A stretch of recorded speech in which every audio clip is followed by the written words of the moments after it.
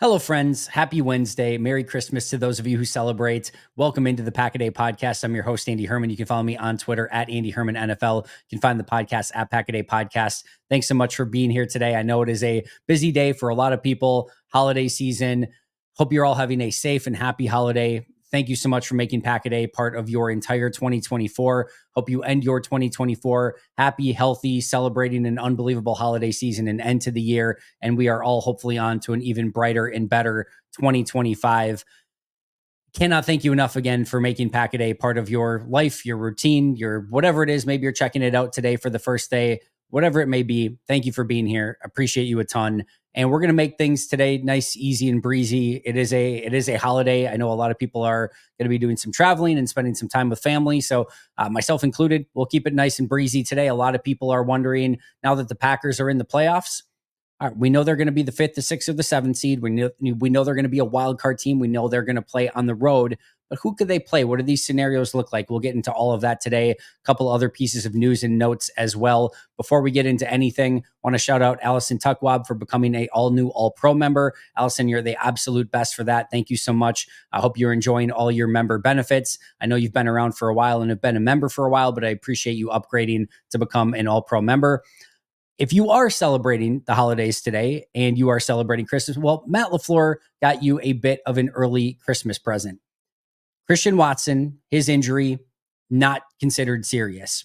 There is a potential possibility that he could play this Sunday. At least Matt LaFleur did not rule it out. I will do you a favor and I will pretty much rule it out for you. I have no idea. Maybe he ends up playing. Maybe it's completely nothing and he's healthy and he's out there practicing right away. We have seen Christian Watson already this year come back from an injury quicker than I think we kind of expected him to. Knowing where Green Bay's at, wildcard team, 5th, 6th, 7th seed, we know how important health is right now for this team. I cannot imagine they're going to push him too hard, too fast, especially with some experience with injuries in the past with Christian Watson. I would be pretty surprised, if not stunned, if Watson plays in this game. Your guess is as good as mine. I'm not reporting anything here. I'm not breaking any news. I'm just using as much common sense as possible to say I would expect Christian Watson not to play. If he does, great. That means he's probably almost 100%, if not 100% healthy, which would be even better. But I think if there's any question mark whatsoever, if you see him at questionable or limited or anything like that this week, my guess is you will not see Christian Watson against the Vikings this coming Sunday. And what will be a pretty big game. We'll go over that more in just a moment. The big news, of course, though, is that it's not a major injury and he should be good to go come playoff time. They're going to need him in the playoffs to be peak Christian Watson in order to make that push and go on the road for 3 consecutive games and hopefully get to a Super Bowl and then, most importantly, win a Super Bowl. Now, the Packers know how to bounce back from tough hits and injuries. If you've been hit with an injury after an accident, the team of highly skilled attorneys at Habish & Rotier can help you receive the right compensation to help you bounce back from your injury. Habish has been successfully resolving claims for over 90 years, and their attorneys have the experience and expertise to get you back in the game. When you call Habish, you'll talk to a lawyer directly. Their number is 800-242-2874 or 800-2HABISH. You can also visit their website at habish.com. Habish & Rotier, national reputation, hometown service. Now, before we get to those playoff scenarios, just one other thing I want to discuss, and that is the play of Brenton Cox. This is per PFF. In week 16, amongst edge rushers or edge defenders, Brenton Cox had a 88.7 PFF grade, first among all edge defenders, an 89.6 pass rush grade, third amongst all edge defenders, 43.8% pass rush win rate, third, and 31.3% pressure rate, good for third. Long story short, if you don't want to nerd out on numbers and know what all of that means, it doesn't matter. What it means is that he was really freaking good and was winning at a very high rate and playing at a very high level this past week against the Saints. This has been a pretty big story. Now, I won't go through all of my grades here, but he was my second highest graded player this week for the Packers on defense. He was awesome. He was really, really good. He had 5 pressures this week. Per PFF, since he took over, or I guess not took over, but since he started playing more with Preston Smith being traded away, Brenton Cox has 13 pressures, 4 sacks, 2 hits, 7 hurries, a 75.3 PFF grade, all in 131 snaps. I don't say this to disparage Preston Smith in any way. I think it was the right move for everyone involved. think the Packers got better. Preston Smith went to a 3-4 like he wanted to. I think he's a really nice depth piece for the Steelers, and they're asking him to do some different things, primarily kind of be more of a run defender. But since being traded away, Preston Smith, 6 pressures, 0 sacks, 0 hits, 0 hurries, and a 64.1 PFF grade on 142 snaps. So Preston's played 11 more snaps.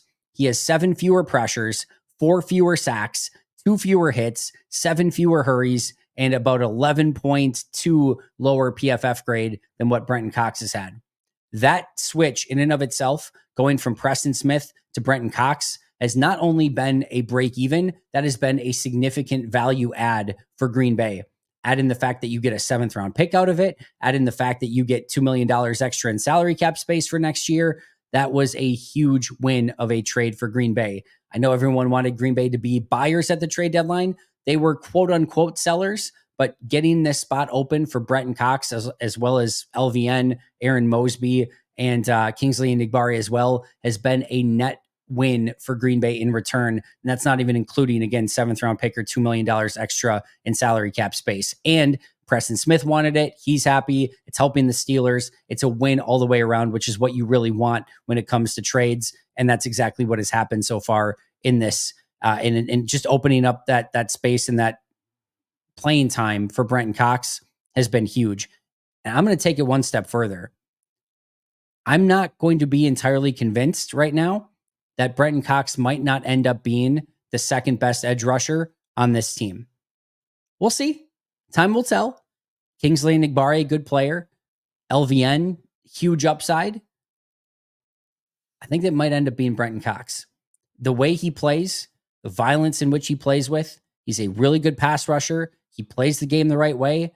He's still learning some nuances of the game, but he's like, you're seeing steps in him getting better in real time with more reps. Kind of some of the stuff that I think we were hoping to see a little bit more from LVN. We're seeing it kind of happen right now with Brenton Cox. He's a good player. It's funny, when Paul Brettel and I were watching OTAs and mini camps, Brenton Cox was somebody before the pads came on that jumped out to us. And I mean, aggressively jumped out. You might remember it, or you could go back and listen to some of those episodes and from mini camp and OTAs.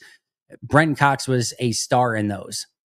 And then training camp came along, pads came on, and it didn't really hit the same. You didn't really hear from him all that much, and he didn't really get much opportunity. Not with the ones. He was just kind of buried on the other side with the twos. And it really, almost to me made it feel like, is he even going to make this team? And it was so surprising because it really felt like he took a significant step in OTA and minicamp. And then you get to training camp and you're just like, oh, guess that was fool's gold. Once the pads come on, it wasn't the same. And now we're starting to see him in games with pads on do a lot of the stuff that, Paul and I, and obviously some of the other beat guys as well, we're seeing early on in OTAs and mini camps. And it's awesome to see. He's a super talented player. Remember, he was a 5-star high school recruit. He was expected to be, potentially a day 2, probably more like early day 3 kind of draft pick. And some off-field stuff, getting kicked out of programs, really held him back and made him an undrafted free agent. If he fixed the off-field stuff and kind of got things going in the right direction, this was always somebody that could be an unbelievable steal of a UDFA. As of right now, it seems like Green Bay got an unbelievable steal as a UDFA going back to 2023 when he was that UDFA, and then redshirting him last year, keeping him as a 6th defensive end this year, and now integrating him into this defense has been a huge value add and a huge win for Jeff Hafley and this Packers defense. All right, let's get to some playoff seeding, some playoff scenarios, some playoff fun. Let's start with the current playoff picture. Lions are the 1 seed, Eagles are the 2, Rams are the 3, Falcons are the 4, Vikings are the 5, Packers are the 6, and Commanders are the 7. So if the playoffs were to start today, Commanders at Eagles, Lions obviously with the bye, Commanders at Eagles, Packers at Rams, Vikings at Falcons. Playoffs started today, those would be your playoff matchups. If you're looking at kind of how it would go, again, Packers, from a Packers standpoint, Packers at Rams would be in your first week. And then if you win that, and let's just assume the Vikings and Eagles would win their matchups as well, Packers would go to Detroit, Minnesota would go to Philly. If the Packers would win, they would go on the road to face the winner of Minnesota and Philadelphia, and then they would go to the Super Bowl against whoever the top team in the AFC was. So sort of the likely pathway based on where the matchups are set today would be at Rams, at Lions, at either Vikings or Eagles, and then AFC top team in the Super Bowl. It's a tough path. No two ways around it, but that's what it would look like today if the playoffs were to start today. Now, per ESPN analytics, the odds that Green Bay gets each of these seeds, either the 5, the 6, or the 7, it's about a 27% chance that they get the 5 seed, a 45% chance that they get the 6 seed, and a 28% chance that they get the 7 seed. So it's overwhelmingly likely that they get the 6 seed. However, it's still less than a 50% chance that they get the 6 seed. It's still only at 45%. There's a 55% chance that they go to either the 5 or the 7, with 7 being ever so slightly more likely than the 5, but it's very close. So most likely is the 6, but it's still more likely that it's not the 6 than that it is the 6. So kind of interesting way to look at it there. If you're looking at what the projections are by seed, again, this is per ESPN analytics, the 1 seed, and again, these do not include all of the fringe scenarios, but the more likely scenarios. The number 1 seed is the Lions 76% of the time. Again, all of this is ESPN analytics. Lions 76% of the time, Vikings 19% of the time. The number 2 seed is the Eagles 94% of the time. The number 3 seed is the Rams 46% of the time, the Bucks 32% of the time, or the Falcons 16% of the time. The number 4 seed, we don't need to go through all the percentages, but the number 4 seed will either be the Rams, the Falcons, the Bucks, or the Seahawks. The 5 seed would be the Vikings, the Packers, or the Lions. The 6 seed would be the Packers, the Vikings, or the Commanders. And the 7 seed would be either the Commanders or the Packers. Those are your sort of likelihoods by seed. Now, there are other options out there that did not include all of them, right? If the Packers would get the 5 seed, 35% chance that they would play the Rams, 32% chance that they would play the Falcons, 20% chance that they would play the Bucks, and 12% chance that they would play the Seahawks. Most likely scenario there, the Rams. If the Packers got the 6 seed, 46% chance that they play the Rams, 32% chance that they play the Bucks, and 16% chance that they play the Falcons. Rams also most likely in that scenario. And if the Packers get the 7 seed, it is about a 94% chance that they would play the Eagles in that scenario. Now, there are a variety of key games that are remaining on the schedule that can alter the shape and the format of the NFC playoffs. Seahawks at Bears this week, Cardinals at Rams, Panthers at Buccaneers, Cowboys at Eagles, Packers at Vikings is a huge one, Falcons at Commanders is a huge one, Lions at 49ers, Panthers at Falcons next week, Saints at Bucks, Seahawks at Rams next week is a really huge one, Commanders at Cowboys, Giants at Eagles, Vikings at Lions is huge, and Bears at Packers. So there are 14 different games in the NFC that could alter this in some way. Now, for the sake of just having fun with this, let's eliminate the easy ones. Let's just say that these more easy ones where you've got a playoff contending team against a team that does not have anything to play for, let's say that those go chalk, all right? That would mean Seahawks over Bears, Rams over Cardinals, Buccaneers over Panthers, Eagles over Cowboys, Lions over 49ers, Falcons over Panthers, Buccaneers over Saints, Commanders over Cowboys, Eagles over Giants, and Packers over Bears. All right, we'll take those 10 games and just assume, for the sake of this, that those 10 games all go chalk and they all go with the potential playoff team over the team that has nothing to fight for at this point. If that were to be the case, there are 4 games remaining that will ultimately shape what this NFC playoff seeding will look like. Packers at Vikings, Falcons at Commanders, Seahawks at Rams, and Vikings at Lions. Those 4 games will ultimately shape everything if the other 10 games go according to plan. Now, when you have 4 teams remaining, that means that there are 6, barring any ties, that means that there are 16 scenarios in those 4 games that could happen, right? Packers, Falcons, Seahawks, Vikings win. Packers, Falcons, Seahawks, Lions win. Packers, Falcons, Seahawks. We can go on and on, right? There's 16 different scenarios. So what I did, because I'm a nerd, and what else am I going to do on Christmas Eve, right? I went through all 16 of those scenarios, all right, just for fun. And here's what would happen. In those 16 scenarios, again, if the other 10 games go chalk and it just comes down to those 4 games, which ultimately decides the fate of basically the entire remainder of the NFC, the Packers would get the number 5 seed 4 out of those 16 times. The only way to have that happen is the Packers winning both of their games and the Vikings losing both of their games. It's the only way that that happens. It happens 4 out of the 16 scenarios. They would get the 6 seed 8 out of the 16 scenarios. So about 50% of the time. And there's a variety of different ways that could happen, but about 50% of the time they get that number 6 seed. And then 4 of the 16 times they get the number 7 seed. And again, the way that would happen is the Packers lose to the Vikings and the Commanders beat the Falcons. All right. That's the scenarios there. So 25% of the time they get the 5, 25% of the time they get the 7, 50% of the time they get the 6 seed. What teams would they potentially play? Well, regardless of what seed that they would get, they would face the Rams 6 of the 16 situations. They would face the Falcons 4 out of 16 times, the Eagles 4 out of 16 times, and the Buccaneers 2 out of 16 times. Those were the only ones. So the Rams are the most likely. 6 of the 16 scenarios had the Rams going against the Packers in the opening wildcard round. Again, 4 out of 16 times was either the Falcons or the Eagles, and only 2 of the 16 times were the Buccaneers. No other possible outcomes. Again, if those 10 games go chalk and it just comes down to those 4 games, again, that's the scenarios that you're looking out for. If you want to avoid the Philadelphia Eagles and the number 7 seed, what you're really looking for here is the Packers to either win out, or you're likely really hoping that the Commanders lose to the Falcons this upcoming week in week 17.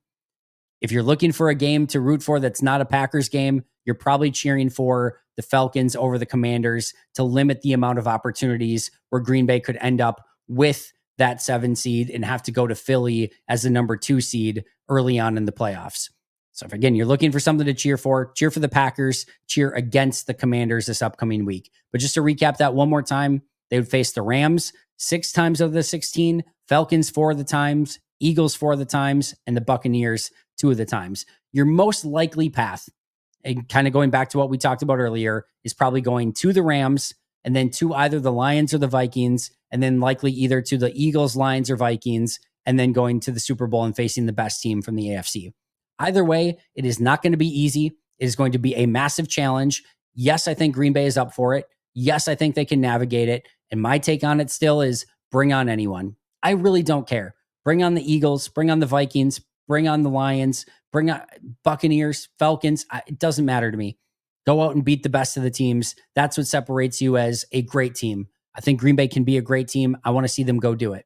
And I'm not going to be ashamed if somehow they get a path that includes the Falcons, a completely beat up Lions team by that point, and I don't know, maybe the Commanders get some upset, or if it's the Buccaneers and the Eagles and the Commanders, I don't care.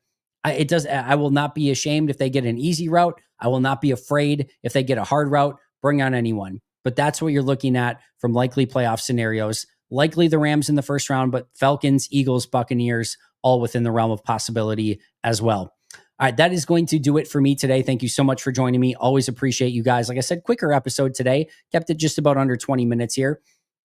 Shout out to our All-Pro and Hall of Fame members, Most Hated Minnesotan, PJ Wynn, John Wild, Brandon Paletta, Jennifer Wright, Boom Handle, Donald Lee, Lori Lord, Baby QB, David McCluskey, Donald Decker, Alex Wong, Arnaldo Espinoza, Peter Ataka, Jay Zimmerman, B. Brown, Puerto Rican Packer, Dan Guessford, Step Keat, Love and Football, Dylan Pat Scott, Bobby Santoro, SoCal Pack, and Allison Tuckwab. I will see you guys all very, very soon. Again, have a safe and happy holiday. I'll talk to you guys tomorrow, but until next time, and as always, go Pack Go.